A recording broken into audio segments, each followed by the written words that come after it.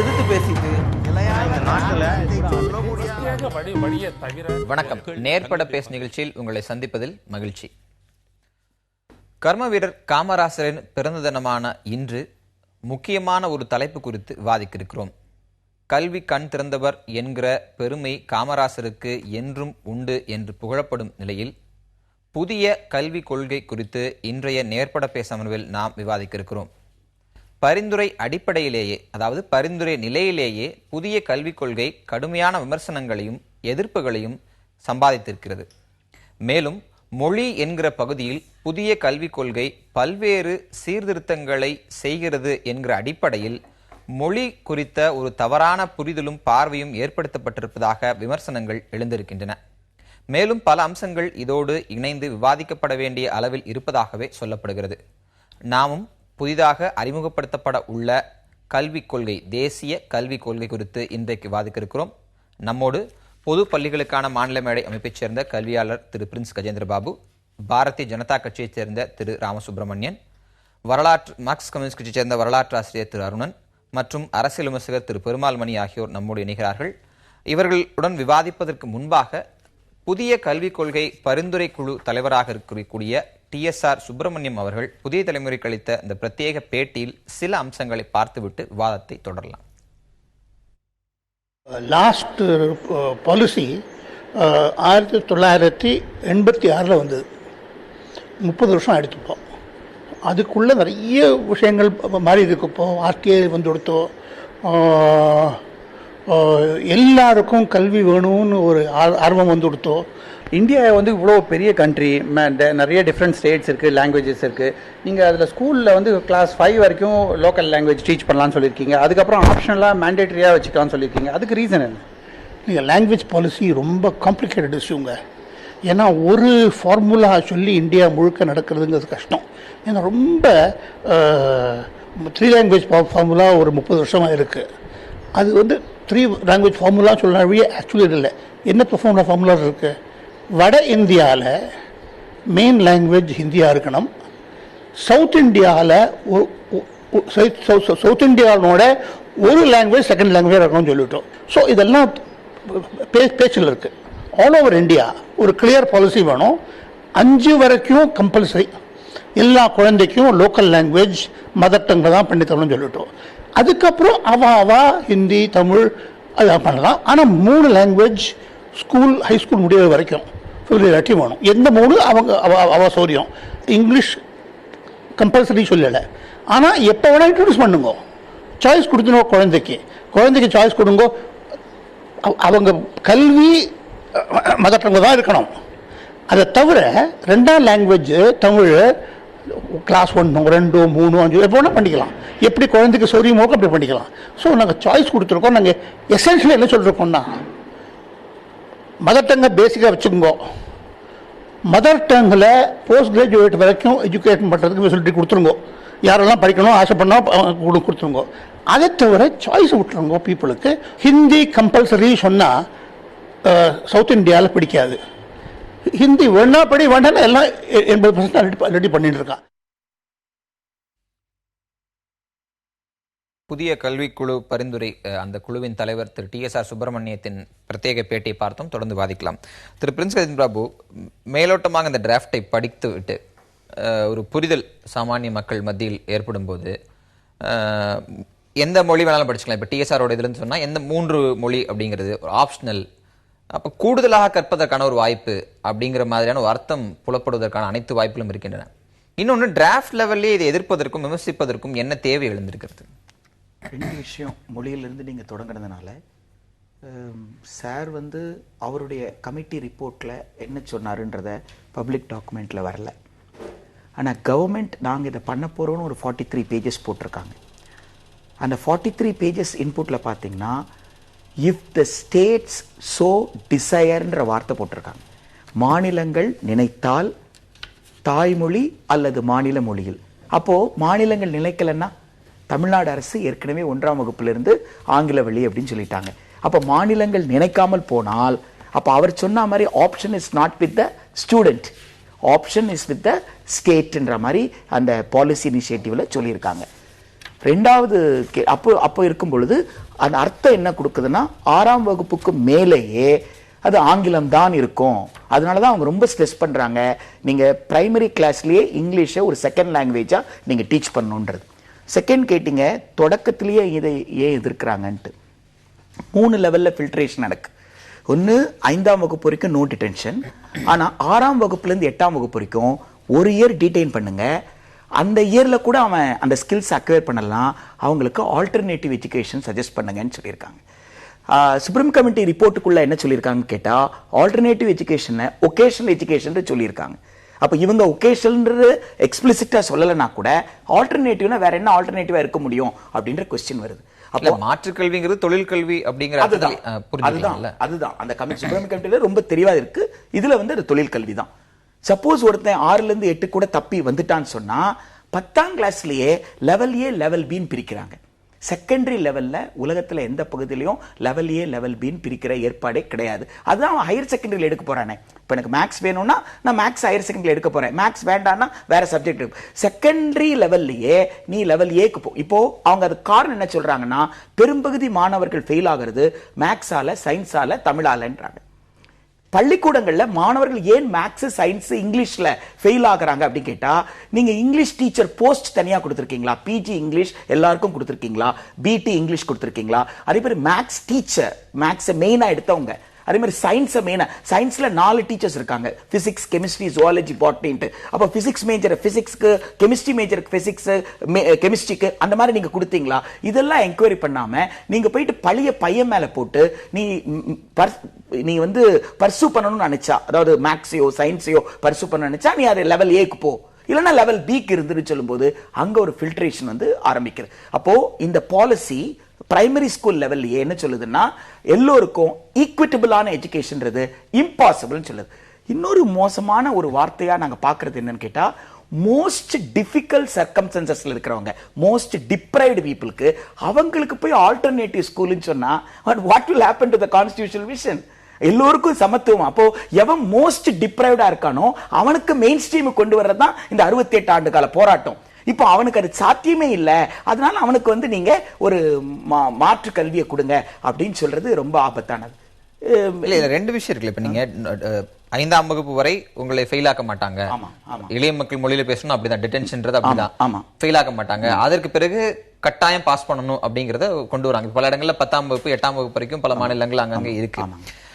திறன் மேம்பாடு அப்படிங்கிற ஒரு கான்டெக்ட்ல இது எல்லாத்தையுமே பட்டியலிடுறாங்க. திறன்மிக்க மாணவர்களை உருவாக்க வேண்டும், ஒரு ஸ்கில் இந்தியாவை உருவாக்க வேண்டும் அப்படின்னா இது போன்ற கடுமையான நடவடிக்கைகள் கல்வியில் தேவை, குறிப்பாக ஆரம்ப கல்வியில் தேவை. ஏன்னா அந்த அவங்களுடைய ப்ரீவியஸ்லி நோட்டினுடைய முக்கிய இதுலயே தரமான மாணவர்கள் உருவாக்க வேண்டும் என்றால் கல்வி கொள்கையை சற்று கடுமையாக்க வேண்டிய அவசியம் இருக்கிறதுன்றாங்க. நீங்க யோஜனான்ற மத்திய அரசாங்கத்துடைய ஆதரவுல வரக்கூடிய ஒரு பத்திரிகையில அருண்ஜேட்லி அவர்கள் பட்ஜெட் தாக்கல் பண்ணும்போது தாக்கல் பண்ண உடனே ஒரு கட்டுரை வந்தது.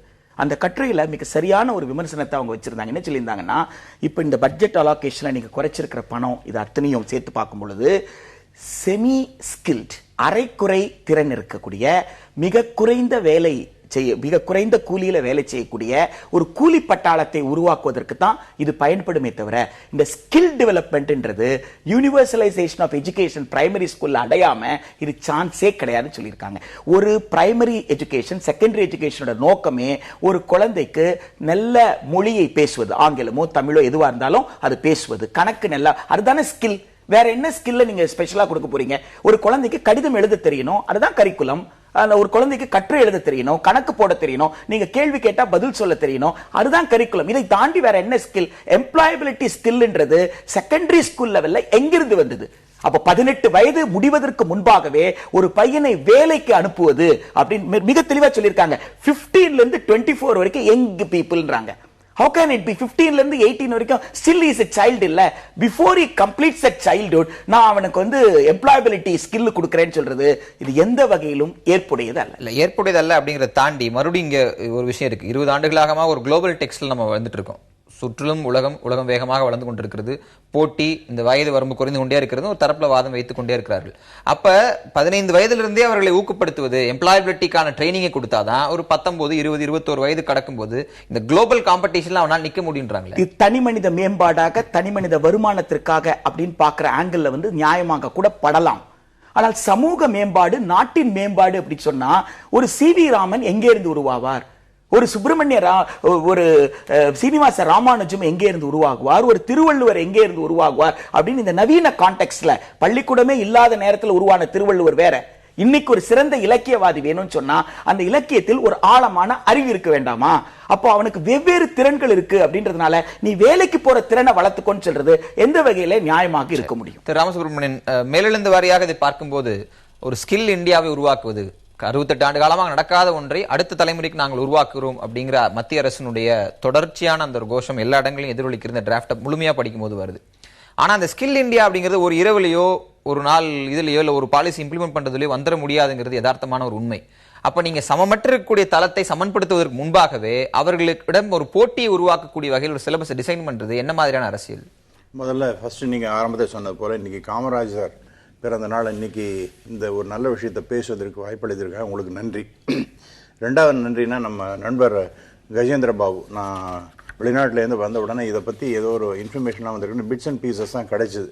அவர் டெலிஃபோன் பண்ணினா என்ன ஒரு கம்ப்ளீட்டாக இருக்கக்கூடிய 43 பக்கம்ன்றாங்களே, என்னால் தெரியல, கொஞ்சம் அதை அனுப்புங்கன்னா ஒரு 2 ஹவர்ஸ்க்குள்ளே அனுப்பிட்டார். அதனால் இன்றைக்கி நான் பேசுகின்றேன் என்றால் அது அந்த பேசிஸ் வந்து the input was given by Mr.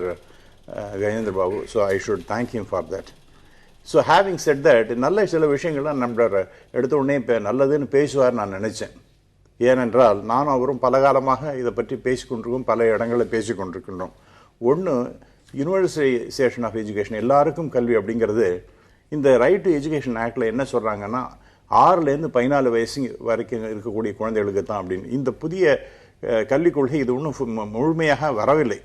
அது அதனுடைய இதுவே தலைப்பை என்ன கொடுங்க, some inputs for draft national educational policy. It is in the draft, அதுவும் சம் இன்புட்ஸ் அப்படிங்கிற மாதிரி தான் வந்திருக்கு. அதில் ஒன்று முக்கியமாக சொல்லப்பட்டிருக்கின்றது என்னென்னா, 3 வயசு குழந்தைகள் இப்போ ப்ரீ கேஜி என்பதெல்லாம் ஒரு அவசியமாக ஆகிவிட்டது. அந்த கேஜி அந்த மாதிரி 3 வயசுலேருந்து இருக்கக்கூடிய குழந்தைகளுக்கு கூட கம்பல்சரி எஜுகேஷன் கொடுக்க வேண்டும் என்ற ஒரு ரெக்கமெண்டேஷன் இதில் இருக்கின்றது. அதை நண்பர் பேசியிருப்பார் என்று நினைச்சேன். நல்லது விஷயங்களையும் எடுத்து சொல்றது வேணும். ஆகவே இது ஒரு மிக நல்ல அம்சமாக எனக்கு படுகின்றது. ரெண்டாவதாக நண்பர் சொன்னது என்னன்னா, ஸ்கூல் லெவலே நீங்க டிஃபரன்ஷியேட் பண்றீங்க அப்படின்னு. முன்னாடிலாம் இருந்த காலத்துல 2 வருஷத்துக்கு போறதுக்கு முன்பு எனக்கு ஒரு கேள்வி, நீங்க 3 வயதுல பள்ளிக்கு அனுப்புறதும் 15 வயசுல வேலைக்கு அனுப்புறதும் ரெண்டுமே தேவையற்றதுன்னு தானே தொடர்ச்சியாக பேசிக்கொண்டு நீங்க அதுலயே ஆரம்பத்திலே இந்த புத்தகம் இந்த டிராஃப்டை படிச்சீங்கன்னா இன்னைக்கு நிறைய அந்த ஒரு கிரியேட்டிவிட்டி, அந்த எல்லாத்தையும் ஈஸியாக அப்சர்வ் பண்ணக்கூடிய தன்மை, இவைகளெல்லாம் ரிசர்ச் பண்ணினதில் உலக அளவில் பண்ணினதில் 3 வயசு குழந்தைகளுக்கு ரொம்ப சீக்கிரமாக அந்த ஸ்கில்ஸ்லாம் வந்து விடுகிறது. ஆகவே அவர்களை நாம் சரியான முறையில் பயன்படுத்த வேண்டும் அப்படிங்கிற மாதிரி சொல்லப்பட்டிருக்கின்றது. அதன் காரணமாக தான் எல்லாருமே சொல்றது என்னன்னா, 3 வயசுலேருந்து ஏன் நீங்கள் 6 வயசுலேருந்து கொண்டு வரீங்க, 3 வயசுலேருந்து வரட்டுமே அப்படிங்கிற மாதிரி சொல்லப்பட்டிருக்கின்றது. இது இந்த கான்ஸ்டியூஷன் அமெண்ட்மெண்ட்லேயே முன்னாடியே சொல்லப்பட்டிருக்கு. அது டைரக்டிவ் பிரின்சிபல் ஸ்டேட் பாலிசி, நண்பர் கூட ஒத்துப்பார்னு நினைக்கிறேன். அதனால அதுலேருந்தே வரணும். அது 1ஆம் கிளாஸுக்கு மட்டும் அல்லாமல் அதற்கு முன்பாக வர வேண்டும். அதை பற்றி இந்த பாலிசி ரொம்ப தெளிவாக சொல்லுகின்றது. ஒரு விஷயம். இரண்டாவது ஒரு நிமிஷம் நண்பர், நான் சில விஷயங்களை சொல்ல மறந்துவிட, ஏன்னா இருக்கக்கூடிய நேரம் குறைவு என்பதனால. நண்பர் என்ன சொன்னார்னா, உலகத்தில் இந்த டிஃபரன்சியேஷன் அப்படிங்கிற மாதிரிங்கிறத சொல்லும் பொழுது அப்படிலாம் கிடையாதுன்னார். எனக்கும் ப்ரொஃபஸருக்கும் நல்லா தெரியும். என்னன்னா, முன்னாடிலாம் படிக்கும் பொழுது யாருக்கு எந்த ஸ்ட்ரீமில் போகணும்னு, இந்த பியூசிங்கிறது தான் இப்போ கிட்டத்தட்ட நீங்கள் எடுத்துக்கிறதுன்னு பார்த்தீங்கன்னா +1 +2 லெவலில் இருக்கக்கூடியதுன்னு எடுத்துக்கலாம். அப்போ 11ன்னு இருந்தது. ஆகவே அதுக்கு முன்னாடி 9th ஸ்டாண்டர்ட் முடிக்கும் பொழுதே நீங்கள் எந்த ஸ்ட்ரீமில் போக விரும்புகிறேன்னு உங்களுக்கு டிசைட் பண்ண சொல்லுவாங்க. அதாவது ஜெனரல் மேத்தமேட்டிக்ஸ்னு ஒன்று இருந்தது, காம்போசிட் மேத்தமேட்டிக்ஸ் என்று இருந்தது. ஆகவே அதெல்லாம் ஒன்றும் புதுசு கிடையாது. இன்னும் உலகத்தில் இல்லாத ஏதோ புதுமையை இவர்கள் சொல்லிவிட்டார்கள்னு கிடையாது. அப்போ யாரும் என்ன, நான் போகிறதில்லப்பா, நான் காமர்ஸ் ஸ்ட்ரீம் போவேன், அல்லது வேற ஈவன் சயின்ஸ் ஸ்ட்ரீமில் கூட நான் போவேன், எனக்கு இந்த ஜெனரல் மேத்ஸ் போகிறேன், ஏன்னா அந்த இன்ஜினியரிங் சைடு நான் போகிறதில்ல அப்படிங்கிற மாதிரி, யாரும் பாலிடெக்னிக் போகிறதில்ல அப்படின்னு ஒரு டிசிஷன் எடுத்துட்டான்னா அவன் அப்போவே அந்த ஜெனரல் மேத்ஸ் அந்த போயிடுவான். அனதர் இம்பார்ட்டன்ட் இஷ்யூ என்னென்னா, இன்னைக்கு இங்கிலீஷு, சயின்ஸு அண்ட் மேத்தமேட்டிக்ஸ் இதில் ரொம்ப எல்லா குழந்தைகளுக்கும் ஒரே விதமான ஒரு ஆர்வம் இருப்பது என்பது குறைவு தான். அதனால நீங்கள் A and B அப்படிங்கிற மாதிரி மாற்றி வைக்கிறது. நான் பழைய கதையை தான் பேசுறேன். 60களில் இல்ல நான் 70 கேட்பது, இருந்தது. நீங்க ஒரு 3 சப்ஜெக்ட்ல இது ஒரு அரசாங்கம் சொல்கிறது, நீங்களோ நானோ சொல்லுவோம், ஒரு அரசாங்கம் சொல்கிறது 3 பாடப்பிரிவுகள்ல மாணவர்கள் ரொம்ப கஷ்டப்பட்டு படிக்கிறாங்கன்னு. Correct. அந்த 3 பாடப்பிரிவில் மாணவர்களுக்கு கஷ்டம் இருக்குன்னா ஒரு ஒவ்வாமை ஏற்படுகிறதுன்னா அந்த ஒவ்வாமை என்னன்னு பார்த்து பாடத்திட்டத்தை மாற்றுவது அல்லது பாடத்திட்டத்தை மேலும் பயனுள்ளதாக்குவதை பற்றி யோசிக்காமல் நீங்க வேணும்னா படிச்சுக்கோ அப்படின்னு சாய்ஸ் கொடுக்கிற மாதிரியான ஒரு முறை நான் என்ன அப்ப ரொம்ப நல்லாவே இருந்ததுன்றேன்.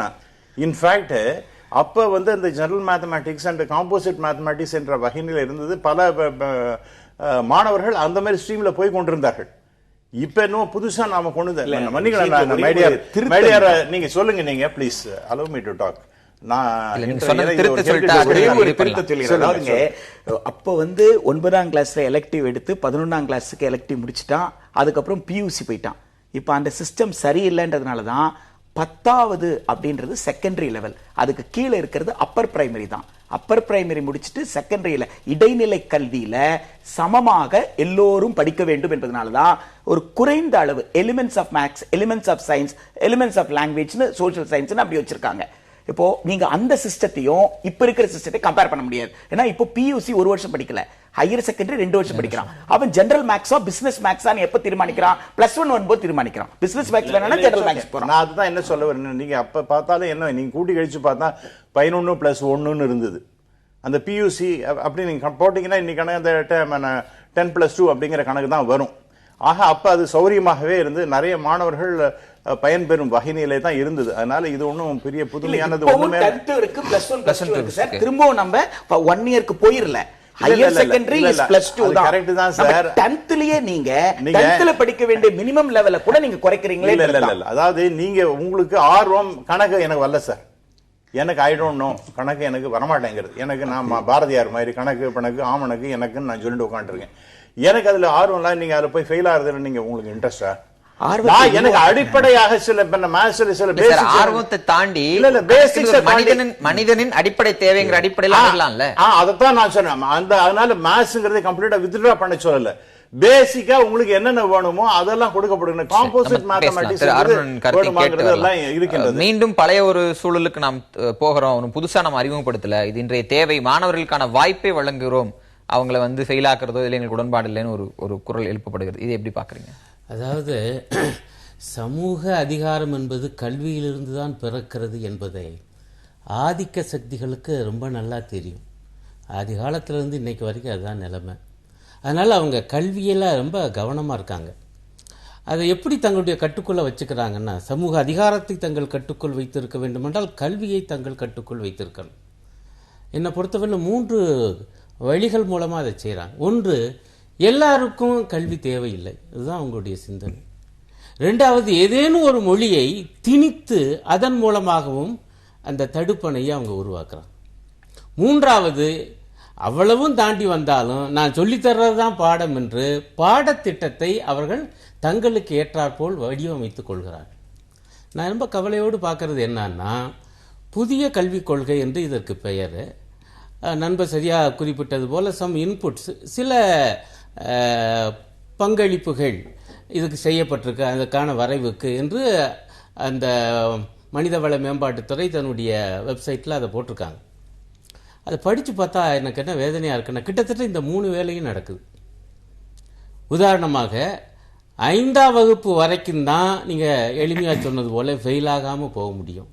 அதற்கு பிறகு இடைநிறுத்தம், அந்த ஃபெயில் ஆக்குவது என்பது தேவை என்று மிக அழுத்தமாக சொல்கிறாங்க. இதே நான் எப்படி பார்க்குறேன்னா, நீங்கள் கல்வியை அங்கே விட்டுக்கிறீர்கள், எல்லாருக்கும் தேவையில்லை, 5வது வரைக்கும் ரைட்டு வா, அதுக்கு மேலே போகணும்னா நான் வந்து எனக்கு உள்ள ஒரு அளவுகோலை வச்சு உனக்கு அந்த திறன் இருக்கா இல்லையான்னு பார்ப்பேன். உடனே அங்கேருந்து வழக்கமான அந்த கல்வி முறைக்கு போக விட மாட்டேன்.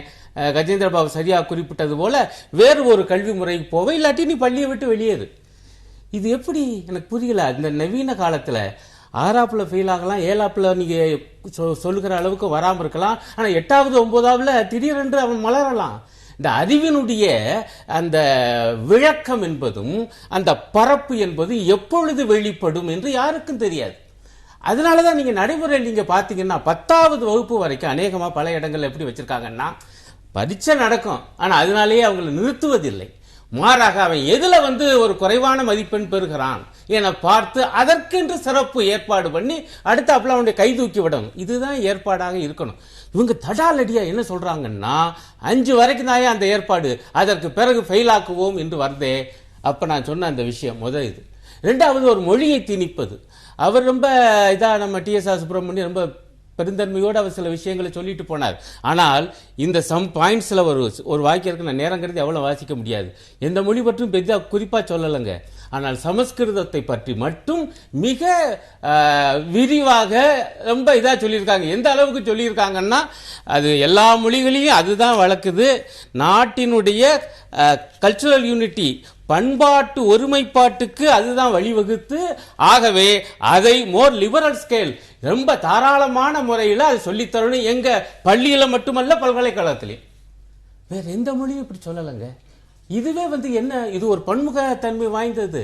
நான் சமஸ்கிருதத்தை வெறுக்கல, நான் அறிவேன், அது தொன்மையானது, வளமையானது. ஆனால் அதே போல தொன்மையும் வளமையும் மிக்கது தமிழ். இன்னும் சொல்ல போனா நம்முடைய தமிழுக்கு ஒரு கூடுதல் தகுதி உண்டு, பல கோடி பேர் பேசுகிற மொழி. அப்படி நீங்க பாத்தீங்கன்னா ஒவ்வொன்றையும் இப்படி ஆய்வு செய்து கொண்டு போல. ஏன் ஒரு குறிப்பிட்ட மொழியை மட்டும் திணிக்க பாக்குறீங்க? அதான் நான் ரெண்டாவது சொன்னது. மூன்றாவது பாடத்திட்டம். பாடத்திட்டத்தை பற்றி இங்க ஒரு மிக முக்கியமான ஒரு வாக்கியம் என்ன இருக்குன்றால், தேசிய அளவில் முதல்ல இப்படித்தான் ஆரம்பிக்கிறாங்க. கணிதம், விஞ்ஞானம், ஆங்கிலம் மூன்றுக்கும் ஒரே மாதிரியான பாடத்திட்டம் அப்படின்னு போட்டுவிட்டு அப்புறமேல என்ன சொல்றாங்கன்னா, சயின்ஸ்னு வரும்போது சோசியல் சயின்ஸ் ஒரு வார்த்தையை போட்டு சமூக விஞ்ஞானம் போட்டு அதிலும் கூட அதை கொண்டு வர முயல வேண்டும் என்பது போல கோடி காட்டுகிறார்கள். அப்படி என்றால் என்ன பொருள் என்றால், வரலாறு உட்பட சகலத்தையும் நாங்க ஒரே மாதிரியாக ஒற்றைத்தன்மையோடு சொல்லித்தர போகிறோம் என்று. அப்படி என்றால் இதெல்லாம் இந்த அளவுக்கு இருக்கு. இந்த கமிட்டியினுடைய முழு அறிக்கை 200 பக்க அறிக்கை வெளியிடல. அதனுடைய சாரந்தானா இது என்பதும் தெரியல. ஏன்னா TSR சுப்பிரமணியத்தை பற்றியே அந்த சம் பாயிண்ட்ஸ்ல ஒண்ணுமே காணா. உண்மையிலேயே கருத்துக்கள் எப்படி வந்திருக்குன்னா, அதுல இருந்து சில விஷயம் எடுத்திருக்காங்க, இவங்களா இதோ ஒரு சிலதை போட்டிருக்காங்க, போட்டு தான் இது வந்திருக்கு என்று. அது என்ன பொறுத்தவரை இந்த 3 அம்சங்களே சிக்கலா இருக்குது. இது நிச்சயமாக சமூக அதிகாரத்தை தக்க வைத்துக் கொள்கிற ஆதிக்கவாதிகளுடைய முயற்சிக்கு தான் இந்த கல்வி பயன்படும், இந்த கல்விக் கொள்கை. ஒரே பாயிண்ட் ஒன்று சொல்லிடுறேன். நண்பர் எல்லாத்தையும் கரெக்டா சொல்லுவது போல அழகா பேசினார் ஜோடனையா. பட் ஒரே ஒரு விஷயம், இந்த சோஷியல் சயின்ஸ் அப்படிங்கிறது ஏன் சொல்லியிருக்காங்கன்னா, இப்போ அந்த சோஷியல் சயின்ஸ், ஹிஸ்ட்ரி அதெல்லாம் வரும்பொழுது நீங்கள் பாட்டுக்கு அந்தந்த தமிழ் மாநிலத்தில் எதோ ஒன்று எழுதலாம்னா, இங்கே மொழிபோர் தியாகிகள் அப்படின்னு ஒரு ஹிஸ்ட்ரியை வைப்பாங்க. அப்போ இந்தியன் இண்டிபெண்டன்ஸ்ன்னு பார்த்தீங்கன்னா அதை விட்டுடுவாங்க. ஆகவே அந்த மாதிரி இல்லை இருக்கக்கூடாது. முக்கியமானது இந்தியன் இண்டிபெண்டன்ஸ், சுதந்திர போராட்டத்தை பற்றி நீங்கள் சொல்லணும்னா அது சொல்லணும். அது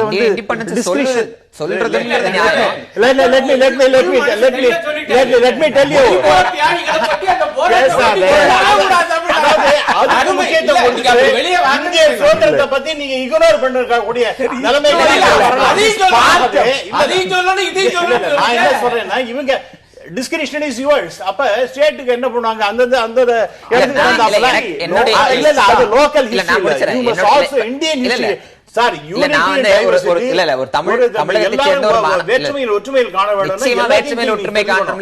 மாற்று கருத்தும் கிடையாது. ஒரு தமிழகத்தை சேர்ந்த ஒரு மாணவனாக முதல்ல என் மொழிக்கான உரிமை போராட்டம் எங்க நடந்ததுன்னு பார்த்துவிட்டு அதன் பிறகு விடுதலைக்கான போராட்டத்தையும் சேர்த்து படிப்பது எனக்கு எந்த ஆட்சேபம் இல்ல.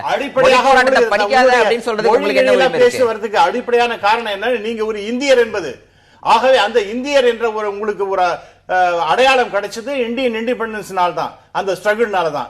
அதை பத்தி நீங்க சொல்லணும். அது மாதிரி சில தேசிய அடையாளம் எனக்கு எவ்வளவு முக்கியமோ அதே போன்று தமிழன் என்கிற மொழி அடையாளம், கலாச்சார அடையாளம் எனக்கு முக்கியம் தானே. நான் இல்ல, நான் இப்ப தமிழை பத்தி பேசவே இல்லையே. இல்ல, நீங்க சொன்னீங்களே மொழி போற பற்றி நான் என்ன சொல்றேன், நான் எதுக்கு நான் ஒரு கேஷுவலா சொன்னது என்னன்னா, நீங்க வெறும் மொழி போருக்கு கொண்டு முக்கியத்துவம் கொடுத்து அதான் ஹிஸ்டரி அதோட முடிஞ்சு போச்சு அப்படின்னு நீ சொல்ல ஆரம்பிச்சிடலாம்.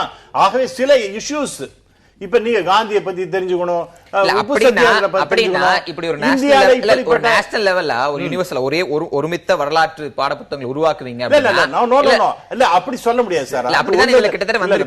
அப்படி அர்த்தம் இல்ல. சில முக்கியமான விஷயங்களை நீங்க எடுத்து சொல்லணும். ஏற்கனவே அதெல்லாம் அதற்கு பிறகு நீங்க இல்ல திரு ராமசுப்ரமணியன், நான் கேட்டேன். இப்ப இருக்கிற பாடத்திட்டத்துல நீங்க சேர்த்துங்க. இல்ல, இப்ப இருக்கிற authority here. அதனால நீங்க அதை சேர்த்துங்க. அதை இல்ல, நான் நான் சொல்லல. இல்ல, இப்ப இருக்கிற பாடத்திட்டத்துல தான் நானும் 12வது வரைக்கும் படிச்சுட்டு வந்திருக்கேன். எனக்கும் நான் படிச்சதும் நீங்க அசோகர் காலத்து வரலாறையும் நான் படிச்சிருக்கிறேன்.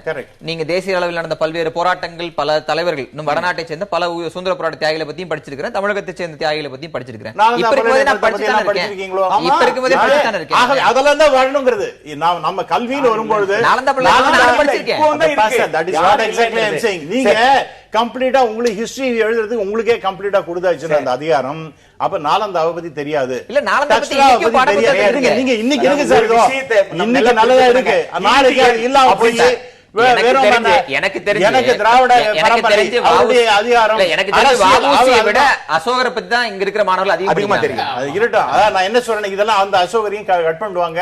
இல்ல, படிக்க வாய்ப்பு இருக்கோ அப்படிங்கிற வேணாம்னு சொல்ல. ஆனா வாவுசி பத்தி முதல்ல தெரிஞ்சுக்க வேண்டிய அவசியம் எனக்கு. பாரதியை பத்தி தெரிஞ்சுக்கணும், திருவள்ளுவர் பத்தி தெரிஞ்சுக்கணும். நான் என்ன சொல்றேன்னா, நீங்க இங்க என்ன பட் சில இஷ்யூஸ் அதெல்லாம் தயவுசெய்து விட்டுடாதீங்கிற மாதிரி தான் இது சொல்லப்படுகிறது. அதனால ஒண்ணு தப்பே கிடையாது. மொழிங்கிற கான்டெக்ஸ்ட்ல தான் இங்க அதிகம் விவாதிக்கப்படுற ஒரு சூழல் இருக்கு. அதை நம்ம இரண்டாவது பகுதியில் நம்ம விவாதிப்போம். அதற்கு முன்பாக இந்த ஸ்கில் பேஸ்ட் நாலேஜ், ஒரு திறன்மிக்க இந்தியாவை உருவாக்குவோங்கிற அடிப்படை தான் இங்கே பேசப்படுது. நான் அதாவது ராமசுப்ரமணியன் கேட்டிருந்தேன். ஸ்கில் பேஸ்ட் நாலேஜ் போது பல்வேறு சமூகங்களை சேர்ந்த ஒடுக்கப்பட்ட மக்கள், பல்வேறு சமூகங்களைச் சேர்ந்த இன்னும் கல்வி ரீதியாக மேல வர வேண்டிய லட்சக்கணக்கான மக்கள் இருக்கக்கூடிய ஒரு சூழலில் ஸ்கில் அப்படிங்கிற வார்த்தையை பயன்படுத்தி அவர்கள் எல்லாம் ஒரே பிளாட்ஃபார்ம்ல கொண்டு வரும்னு சொல்வது ஒடுக்கப்பட்டவர்களை மேலும் ஒடுக்கும் செயலாகாதா? இல்ல, அப்படி பார்க்க முடியாதுன்னு நான் நினைக்கிறேன். ஏன்னா இதுல ஒரு ரேஷனல் இருக்கிறதா நான் ஃபீல் பண்றேன். இந்த புதிய கல்விக் கொள்கை 2016 நான் எப்படி பார்க்கறேன்னா, நம்ம 1991 புதிய பொருளாதார கொள்கைக்குள்ள வந்துட்டோம். இப்போ ஒரு புதிய கல்விக் கொள்கையை வடிவமைக்கும் போது கல்வியாளர்கள் மனதில் அல்லது ஆட்சியாளர்கள் மனதில் என்ன இருக்குன்னா, எம்ப்ளாயபிலிட்டி, அதாவது வேலை வாய்ப்பு திறன் அப்படிங்கிறது ரொம்ப முக்கியம். இப்போ நீங்கள் இன்னைக்கு நம்ம பொருளாதாரம் எப்படி இருக்குது, இன்னும் 15 வருஷம் கழிச்சு இந்த பொருளாதாரம் எப்படி இருக்கும், இந்த பொருளாதாரத்துக்கு எந்த மாதிரியான தகுதியும் திறனும் உள்ளவர்களை நாம் உருவாக்கி அனுப்ப வேண்டும் அப்படிங்கிற அடிப்படையில் தான் ஒரு கல்விக் கொள்கை வடிவமைக்கப்படுது.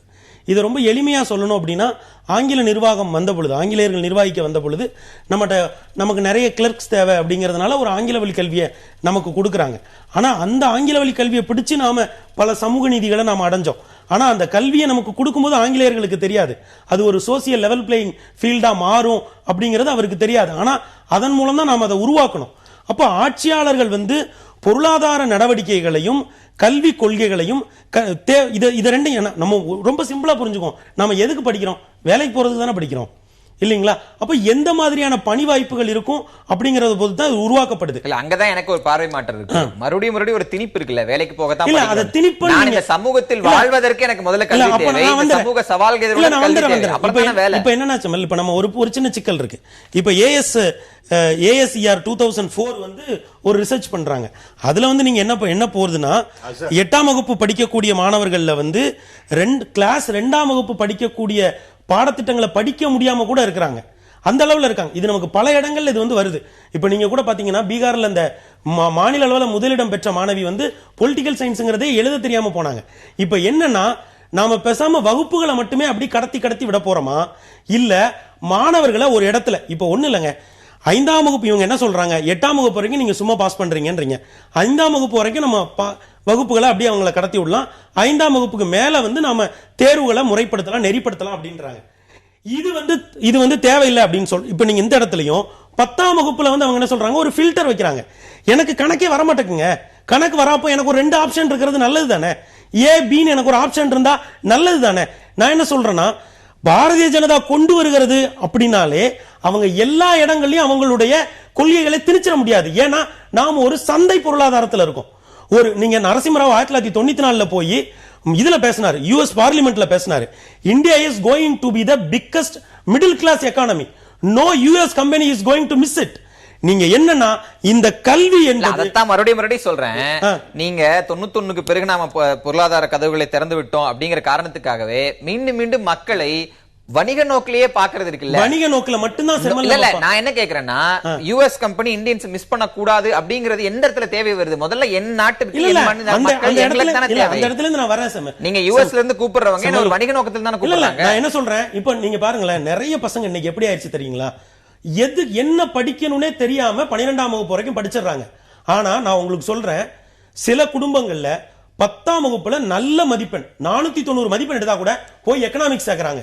நமக்கு எக்கனாமிக்ஸ்ல என்ன இருக்குன்னு ஒரு பெரிய குரூப்புக்கு தெரிய மாட்டேங்குது. நான் என்ன சொல்றேன், கல்வியை திரும்ப திரும்ப புனிதப்படுத்தி நான் கேக்குறேன் திரு பெருமாள்மணி. என் தந்தை படிச்சிருப்பாரு, அவருக்கு வந்து ஒரு படிப்பறிவு இருக்குன்னு வச்சுக்கோங்களேன். அவர் என்ன வந்து கைட் பண்ண முடியும், இதை படி இதை படிக்காதன்னு. ஆனா என் தந்தை தாத்தா அவங்க முன்னாடி வரைக்கும் யாரும் கல்வி சாலைக்கே போகாம முதல் முறையா பள்ளிக்கூடத்துக்கு போற எனக்கு அது தெரியாது. அது என் குற்றம் அல்ல. என்னை வழிநடத்தக்கூடிய அரசுகள், என்னை வழிநடத்தக்கூடிய சமூகம் எனக்கு சொல்லி தரணும். எங்க அப்பா கல்வி கிடையாது. அததான் இவங்க நிர்வாக ரீதியா என்ன சொல்றாங்க, அப்படிப்பட்ட மக்கள் தானே இன்னைக்கு பெருமளவுல இருக்காங்க. நீங்க அவங்கள அப்படிப்பட்ட மக்களை நீங்க வந்து எஜுகேட் பண்ணணுமா, இல்ல சும்மா நீங்க வந்து அவங்களை எஜுகேட் பண்ணணுமா, இல்ல எக்ஸாம் ஒரு விஷயத்தை வச்சு அவங்க 5வது இல்ல இவங்க நீங்க நம்ம ஒரு விஷயத்துல பதறக்கூடாதுங்க. இந்த திறன் மேம்பாடுங்கிற விஷயத்துல நம்ம பதறக்கூடாது. நான் முதல்லயே சொல்லிறேன். இப்ப ஐயா சொன்னார் திறன் மேம்பாட்டில் பதட்டம் இல்ல, திறன் மேம்பாட்டை சொல்லி என் கல்வியை நிறுத்தி விடுவீர்கள். அப்படி நிறுத்துறதுக்கான வாய்ப்பே இல்லைங்க. நான் ஒரு சில விஷயங்கள் சொல்ல விரும்புகிறேன். அது இந்த திறன் மேம்பாடுக்கு முன்னாடி இந்த 5ஆம் கிளாஸுக்கு பிறகு நாம ரொம்ப கடந்து போயிட்டு இருக்கோம். இடைவேளை எடுத்துட்டோம்னா அடுத்த விஷயங்களை பேச எளிதா இருக்கும். நேர்பட பேச இடைவேளைக்கு பிறகு தொடரும். எதிர்த்து பேசிட்டு ராமசுப்ரமணியன், பொதுவாக பள்ளிகள் இடைநிற்றல் அப்படிங்கிறது ஒரு 20 ஆண்டுகள், இன்னும் சொல்ல போனா ஒரு 10 ஆண்டுகள் மிகப்பெரிய பிரச்சனையாக மாநில அரசுகளும் மத்திய அரசுகளும் அட்ரஸ் பண்ணாங்க. அது 2 காரணங்கள். ஒன்று, அவர்களுடைய பொருளாதார நிலை மற்றும் அவர்கள் சார்ந்த சமூக நிலையின் காரணமாக அவர்களுக்கு படிப்பு மறுக்கப்பட்டது, அதனால படிக்க முடியாம போனது. இன்னொன்று, படிப்பின் மீதான அச்சம், பாடத்திட்டங்கள் கடுமையாக இருந்தது போன்ற விஷயங்கள்.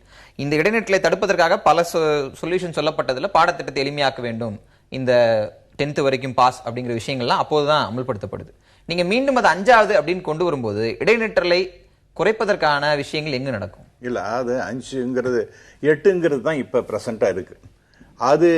அதனால வரக்கூடிய பிரச்சனை என்னன்னு பார்த்தா, இன்னைக்கு எல்லாருமே சொல்றாங்க, ஒரு சில பேர் அதற்கு எதிர்ப்பு தெரிவிக்கலாமே அல்லாது, இன்னைக்கு இந்தியா முழுக்க இருக்கக்கூடிய கல்வியாளர்கள், நாம் அரசாங்கங்கள் எல்லாருமே என்ன சொன்னாங்க, இதனால தான் மிகப்பெரிய அளவிற்கு குவாலிட்டி ஆஃப் எஜுகேஷன் என்பது ரொம்ப குறைஞ்சு போச்சு. அவங்களுக்கு 8ஆம் கிளாஸ் வரைக்கும் ஒண்ணுமே தெரியாது அப்படின்னு 9ஆம் கிளாஸ்ல வரும்போது, அது நாங்க பள்ளிக்கூடம் நடத்தின இப்ப என்ன மாதிரி ஆட்களுக்கே நன்றாக தெரியாது. 9 முடியவே இல்லை சார், எங்களால் அவங்களோட பிராணம் விட வேண்டியிருக்குன்னு சொல்லிட்டு அவங்க கஷ்டப்படுறாங்க.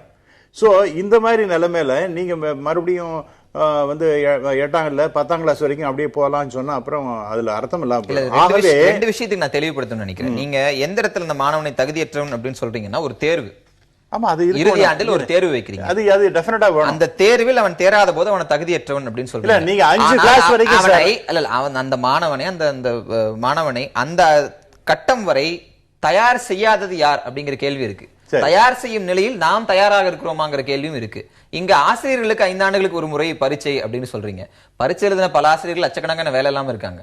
வேலையில் இருக்கிற ஆசிரியருக்கு மறுபடியும் பரீட்சை வைக்கிறது, இதெல்லாம் என்ன மாதிரியான? இல்ல நீங்க இது பேசிக் ப்ராப்ளம் என்னன்னா, நண்பர்கள் கூட அடிக்கடி சொல்ல, ஆசிரியர்களுக்கு என்ன, அவங்களுக்கு மேம்பாட்டுக்கு என்ன செய்தார்கள் அப்படின்னு நிறைய கேள்வி பல முறை நம்ம friend Prince Gajendra Babu sir. அது போல நீங்க அது அவங்களையும் நீங்க இம்ப்ரூவ் பண்ணி ஆகணும். அதே சமயத்துல 5ஆம் கிளாஸ் ஒரு ஐஏஎஸ் ஆபீஸ் இருக்கு, ஒரு ஐபிஎஸ் ஆபீஸ் இருக்கு, அது கீழே இருக்கிற ஆபீசர்ஸ்க்கு ஸ்கில் பேஸ்டு ப்ரோக்ராம்னு ஒரு ஸ்காலர்ஷிப் கொடுத்து வெளிநாட்டுக்கு அனுப்பி வைக்கிறது, அவர்களுக்கு பயிற்சிங்கிறீங்க. ஆனா ஆசிரியருக்கு மட்டும் தேர்வுங்கிறீங்க. இது என்ன மாதிரி? இல்ல நீங்க அதை நீங்க தவறாக புரிஞ்சுட்டு இருக்கீங்க. 2 விஷயத்தை நான் இருங்க சார், அவங்களுக்கு கூடுதல் பயிற்சி டெஃபினட்டா அதுவும் இன்கிரீஸ் பண்ணலாம். அவங்களை தேர்வு செஞ்சு ஃபில்டர் பண்றது என்ன மாதிரி?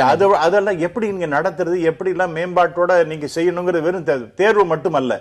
அப்பப்ப நீங்க பல ஸ்கூல்ல வந்து பாத்தீங்கன்னா அரசாங்கமும் நடத்துகின்றது, பயிற்சி கொடுக்கலன்னு சொல்ல, பயிற்சிகள் கொடுக்கப்படுகின்றன. தேர்வு வைத்து அவர்கள் இது அது 2வது பட்சம். முதல்ல அப்பப்ப அவங்கள வந்து மேம்பாடு அடைவதற்காக செய்கிறார்கள். இப்ப எல்லாம் இருக்கு, இப்பொழுது இருக்கின்றதுங்கிறது நான் ரொம்ப தெளிவாக சொல்லுகின்றேன். அப்புறம் நீங்க இடைநிற்றலை பத்தி இதோட கனெக்டடா பேசும்பொழுது, அப்ப அவங்களெல்லாம் படிப்பு உள்ளாம போடுமான்னு, நீங்க கம்யூனிட்டி காலேஜஸ்னு ஒண்ணு இருக்கு, இவருக்கு நல்லா தெரியாது, பேராசிரியருக்கும் தெரியும். அதுல என்னன்னா, எனக்கு வந்து இந்த மாதிரி லைன்ல போக ஒரு பிளம்பர் அப்படின்னு எடுத்தீங்க, அல்லது கார்பெண்டர் அப்படின்னு ஏதோ ஒரு இதுல எனக்கு அந்த மாணவனுக்கு ஒரு ஆசை வருகின்றது, அவனுக்கு தெரிகின்றது அப்படின்னு சொன்னா, இன்னைக்கு அந்த மாதிரி ஸ்கில்ஸ் எல்லாம் நமக்கு தேவையா இருக்கு. அதெல்லாம் ரொம்ப ஹைலி பெய்டு. ஆனா அவர்களுக்கு வாய்ப்பே இல்லாத, நான் படிக்கும்போது அந்த தொழிற்கல்வி ஆகணும்னு ஆசைப்படுறேன். என்ன நீங்க பிளம்பர் ட்விட்டர்ல, நான் வந்து நீங்க மெக்கானிக்கல் இன்ஜினியர் ஆகக்கூடாதுன்னு உங்களை தடுக்கவே இல்லை. மாறாக எனக்கு நான் அந்த பிளம்பிங் ஒர்க் தெரியணும் அப்படிங்கிறதுக்காக எனக்கு ஆசைப்படுகிறேன். எனக்கு நீங்க அந்த ஆப்பர்ச்சுனிட்டி கொடுக்கணும். அதனால தான் கம்யூனிட்டி காலேஜ். நான் ஒரு டியூக் யூனிவர்சிட்டி யூஎஸ்ல பார்க்கும்போது ஒருவர் பிளம்பர்ல பிஹெச்டி வாங்கியிருக்காரு. பிளம்பிங் ஒர்க்ல PhD. அதனால there is no limit for any. Sir எல்லாத்துக்கும் டெக்னிக்கலா நீங்க வரும்போது அதுக்கு எல்லையே இல்லாத அளவுக்கு படிப்புக்கு வசதி இருக்கின்றது என்பதை நான் சொல்ல விரும்புகிறேன். எஸ்ஆர் ரிப்போர்ட்டை பேஸ் பண்ணி திரு பெருமாள்மணி அவர்கள் கோட் பண்ணாங்க. அந்த எஸ்ஆர் ரிப்போர்ட்ல இருக்கிற மிகப்பெரிய குறைபாடு என்னன்னு கேட்டா, எதற்காக ஒரு 8ஆம் வகுப்பு மாணவன் ஆங்கிலத்தை உச்சரிக்க முடியல அல்லது தமிழை உச்சரிக்க முடியல, ஏன் 2+2 4 என்று எழுத தெரியல என்ற எங்க காரணம் சொல்லியிருக்காங்க பாருங்க. காரணம் சொல்லாம குறைய மட்டும் கண்டுபிடிக்கிறாங்க. ஏன் அவனுக்கு சொல்ல தெரியலன்னா 1ஆம் வகுப்புல இருந்து 5ஆம் வகுப்பு வரைக்கும் மொழி ஆசிரியர் பணியிடம் கிடையாது, ஒரு போனடிக்ஸ் இல்ல. சரியா? நீங்க வகுப்புக்கு ஒரு ஆசிரியர் கொடுக்கல, ஒரு வகுப்புக்கு ஒரு ஆசிரியர் கொடுக்கல. ரொம்ப ஆழமான சப்ஜெக்ட். சார் சண்டை போட it's very very important subject. அதனால இப்ப நண்பர் அழகா சொல்றேன், இதெல்லாம் நீங்க after all it is only a draft. இருங்க சார், நீங்க ப்ளீஸ் அப்படி இல்ல, நீங்க டக்குன்னு ஒரேடியா முடிச்சிடுறேன். நீங்க வந்து இப்ப நேத்துக்கு ஒரு கான்ஃபரன்ஸ் நடத்திருக்காரு, இவங்களுடைய முடிவுகளை என்ன நீங்க தயவுசெய்து சொல்லுங்க.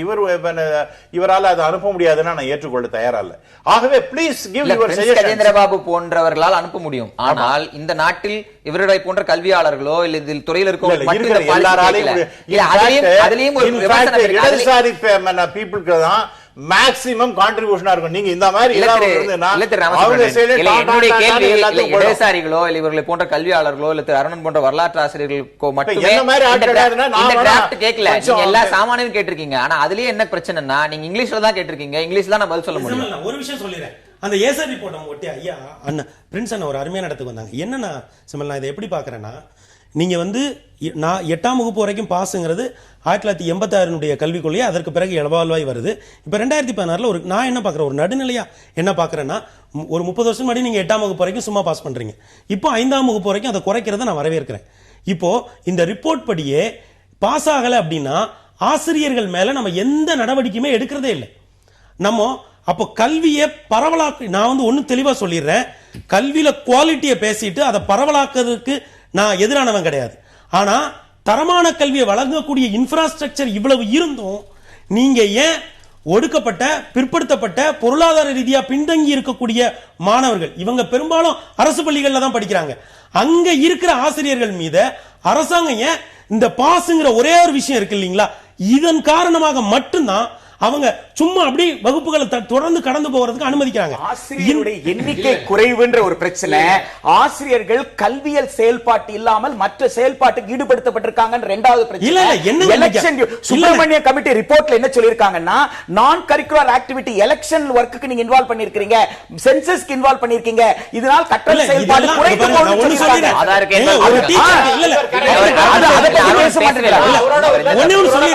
அப்படி பார்க்க முடியாது. இந்திய கல்விக் கொள்கையில क्वेश्चन பேப்பர் எடுத்தா காசு கொடுக்கறாங்க, ஆன்சர் ஷீட் திருத்துறாங்க. நீங்க கல்வியில இல்ல, நான் என்ன கேக்குறேன், ஆசிரியர்கள் கிட்ட தரம் ஏன் குறையுது அப்படின்னு கேக்குறது ஒரு கல்விக் கொள்கை, அப்படி கேட்டா அது தப்பா?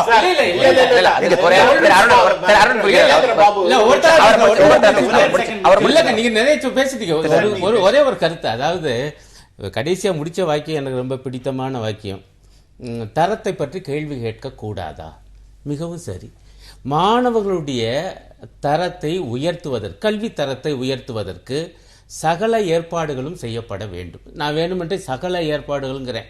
அது சாதாரண கரும்பலகையிலிருந்து திறன்மிக்க ஆசிரியரை அங்கே அனுப்புவது வரை எல்லாமே நீங்கள் கவனித்து அந்த தரத்தை பற்றி கேள்வி எழுப்பணும். ஆனால் 86க்கு பிறகு 30 ஆண்டுகள் ஓடிடுச்சுல, அப்படின்னா இவ்வளவு வசதி இருக்கும் பொழுது உண்மையிலே என்ன பண்ணியிருக்கணும் தெரியுமா? 8 வரைக்கும் இடைநிற்றல் கிடையாது, இனிமே 10 வரைக்கும் கூட கிடையாது. என்னங்க இது லாஜிக்? கொஞ்சம் நீங்க பேசுவோம் இருங்க, எனக்கு ஒரு லாஜிக், உங்க லாஜிக் பாருங்க தான் இல்லாஜிக். என்ன இவர்கிட்ட சொல்றாருன்னா, கால ஆக ஆக 8 என்னை 5லே நிப்பாட்டுவேங்கிறாப்ல, அது என்ன அர்த்தம்? நீங்க இவ்வளவு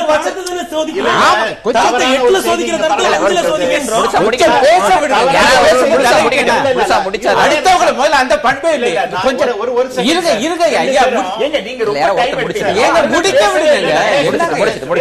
கருத்தே வர மாட்டேங்குது, எப்படிங்க கல்வி வழக்கு? அப்ப நீங்க இவ்வளவு வசதிகளை கொடுக்க என்ன செய்யணும் என்றால், இந்த இடைநிற்றலுக்கு பதிலாக அவனுடைய தகுதியை வளர்க்கிற இடமாக பள்ளியை மாற்ற வேண்டும். அதுக்கு பதிலாக நீங்க குறுக்கு வழி கண்டுபிடிக்கிறீங்க. இதுவரைக்கும் 8 வரைக்கும் இருக்குங்க, இதுவரைக்கும் 8 வரைக்கும் இடைநிற்றல் கிடையாது. இப்ப 5 அவ்வளவுதான். அதுக்கு பிறகு 6வது வரும்போது இடைநிற்றல் தொடங்கும் என்பது இது பிற்போக்கான பார்வை என்பது என்னுடைய மதிப்பீடு. நீங்க மாறலாம். இந்த கல்விக் கொள்கையிலே 2 விஷயம் இருக்கு. ஏன் இது பிற்போக்கு இல்ல நான் சொல்றேன். ஒன்னு, Indian education service Kothari commission அதை பத்தி பேசுச்சு. அதை நாங்க மறுபடியும் தனி சர்வீஸா under the cadre controlling authority of ministry of HRDக்கு கீழே கொண்டு வருவோம்னு சொல்றாங்க. 5 வருடங்களுக்கு ஒரு முறை கல்வி நிலையங்கள் தர மதிப்பீட்டுக்கு உள்ளாக்கப்படும் அப்படின்னு சொல்றாங்க. 3வது, 5 ஆண்டுகளுக்கு ஒரு முறை ஆசிரியர்களுக்கு தகுதி தேர்வுகள் கட்டாயமாக்கப்படும்ன்றாங்க. நீங்க இது போன்ற வரையறைகளை நிர்ணயிப்பதன் மூலமாக தான் கல்வியை கீழே கொண்டு போக முடியும்.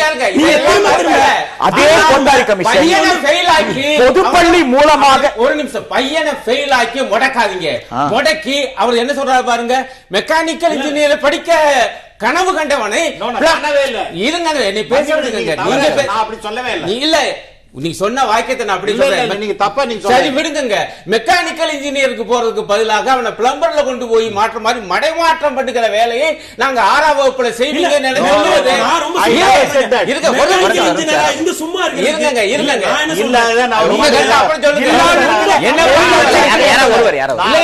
என்ன பொறுத்தவரை இது ஒரு மாதிரியான குலக்கல்வி திட்டம் போல நீங்க இல்லைன்னு சொல்லுங்க. ஏன் நேரடியாக கொத்தாரி கமிஷனை பற்றி பேசுபவர்கள் ஏன் பொதுப்பள்ளி முறைமை பற்றி பேச மாட்டேன்றாங்க? கொத்தாரி கமிஷன் மட்டுமல்ல, ஆச்சாரியா ராமமூர்த்தி கமிஷன் 1991 பொதுப்பள்ளி முறைமை பற்றி பேசியிருக்கு. முத்துக்குமரன் கமிட்டி அறிக்கை என்ன சொல்லிருக்கு? பொதுப்பள்ளி சமூகத்தை ஊடுருவும் மேம்படுத்தும் சொல்லிருக்கு.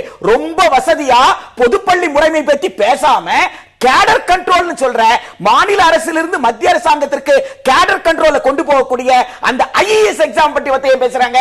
மாநில அரசின் அதிகாரத்தை பறிப்பதற்காக கேடர் கண்ட்ரோல் என்ன அதுக்கு அர்த்தம் என்ன?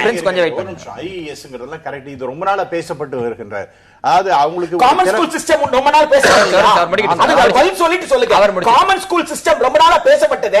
அமெரிக்காக்கு அடிக்கடி போயிட்டு வர்றீங்களே, அந்த காமன் ஸ்கூல் சிஸ்டம் தானே? பின்லாந்துல காமன் ஸ்கூல் சிஸ்டம் தானே? இந்தியால மட்டும் காமன் ஸ்கூல் சிஸ்டம் கிடையாதுன்னு சொல்றீங்க. அவர் முடிக்கிட்டார். இல்ல, இதுக்கு பதில் சொல்லிட்டு சொல்லுங்க. உலகத்துக்கு எல்லா நாட்டுக்கு போவீங்க, எல்லா நாட்டுல காமன் ஸ்கூல் சிஸ்டம் இருக்கும்.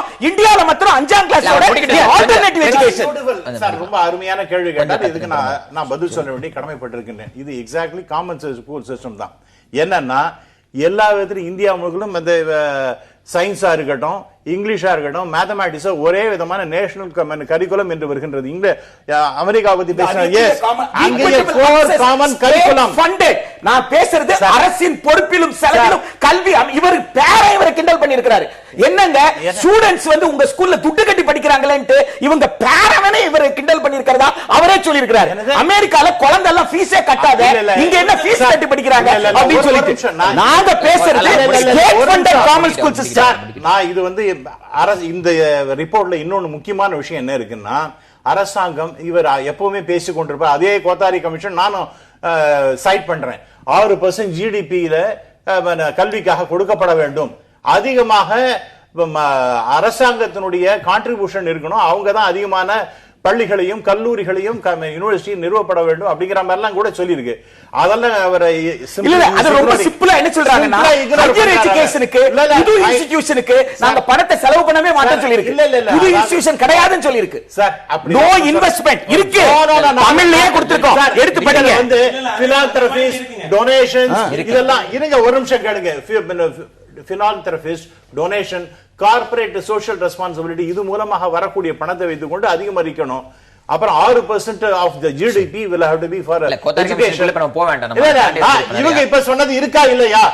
I am talking about this ரொம்ப தெளிவா அந்த அறிக்கையில என்ன சொல்லிருக்குன்னா, பத்தி பேச cumulative needs இருக்கு. 66ல 6%, 2016ல 6%, 2010ல 10% வேண்டாமா?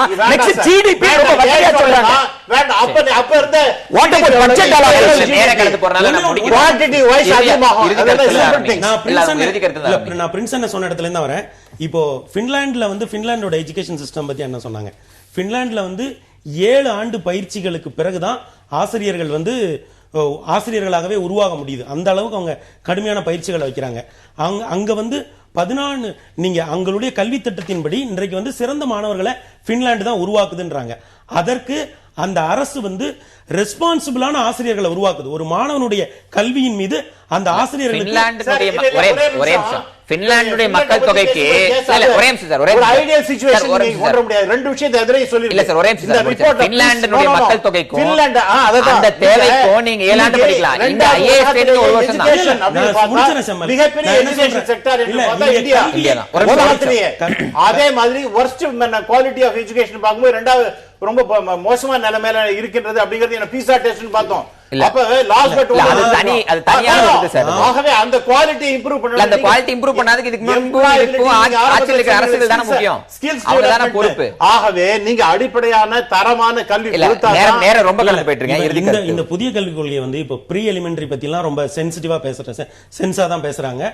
இதுல சாதகமான அம்சங்கள் நிறைய இருப்பதாகவும், ஒரு சில அம்சங்கள் இப்ப உயர்கல்விக்கு செலவழிக்கிறதுக்கு நாங்க மாட்டேன்னு சொல்றது, ஆனா அதே நேரம் 6% நாங்க ஜிடிபியை வந்து செலவழிக்கிறதுக்கு முயற்சி பண்ணுவோம் அப்படின்னு சொல்றது, நான் இதை வந்து ஒப்பீட்டு அளவுல வந்து ஒரு நவீன பொருளாதாரத்துக்கு தேவையான விஷயங்களை முன்னெடுக்கிற ஒரு கல்விக் கொள்கையாக தான் நான் இதை பார்க்கிறேன். சரி, அதாவது நண்பர் சொன்னது போல நான் அந்த பகுதியை படித்தேன். இந்த ப்ரீ ஸ்கூல் என்கிற இந்த முன்பள்ளி என்பது அது தேவை என்பதுதான் என்னுடைய கருத்து. காரணம், இன்றைக்கு கணவன் மனைவி இருவரும் வேலைக்கு போகும் பொழுது குழந்தைய வந்து 3 வயசுலேயே ஒரு பள்ளிக்கு அனுப்பணுங்கிற ஒரு உந்துதல் இருக்கு. அதெல்லாம் தவறு அல்ல. ஆனால் சிக்கல் வந்து நான் ரொம்ப வேதனைப்படுவது, அந்த 5 வரைக்கும் தாங்க ஃபெயில் இல்லாமல் அனுப்புவோம், 5ஆம் கிளாஸ் வரைக்கும் தான், அதுக்கு பிறகு 6ஆப்பு வரும்போது உங்களுடைய கதியை நாங்கள் அங்கேயே தீர்மானிப்போம் என்பது மிக மிக ஆபத்தான சிந்தனை. அதை ஏற்க முடியாது. மாறாக பிரின்ஸ் அவர்களை கேட்ட விரிவாக சொல்லுவாங்க. உலகத்தில் பல நாடுகளில், குறிப்பாக ஐரோப்பாவிலே அமெரிக்காவில் இருக்கக்கூடிய பொதுப்பள்ளி மற்றும் அருகாமை பள்ளி, அதனுடைய அர்த்தம் என்னன்னா, என் வீட்டுக்கு 2 கிலோமீட்டர் தூரத்திலேயே கிட்டத்தட்ட அனைத்து வசதிகளுடன் இருக்கக்கூடிய பள்ளி இருக்கும். அதில் என் பிள்ளையை சேர்க்கிற உரிமை எனக்கு இருக்கும்.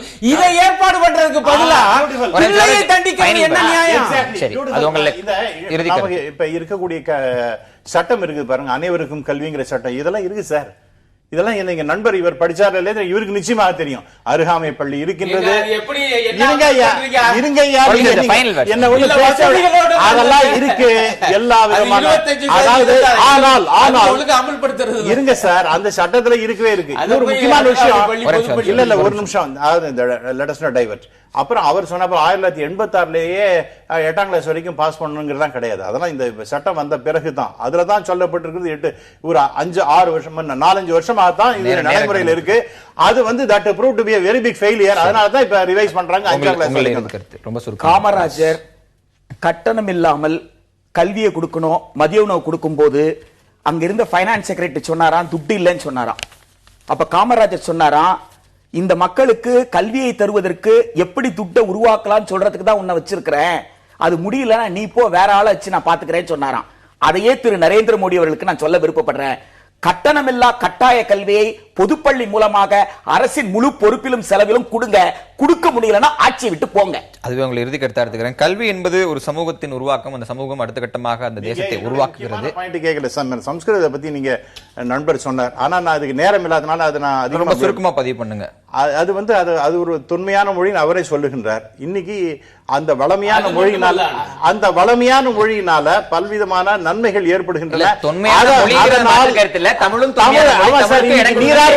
எடுத்துங்க, அதுல எவ்வளவு சம்ஸ்கிருத வார்த்தை இருக்கிறது.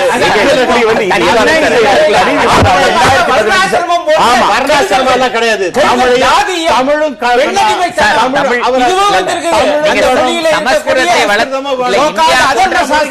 எல்லா மொழிகளும் வேணும் நம்ம சொன்ன மொழி இவங்களுக்கு.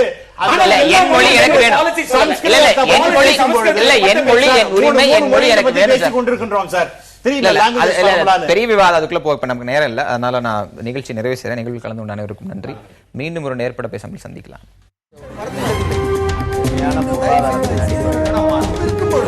எதிர்த்து பேசிட்டு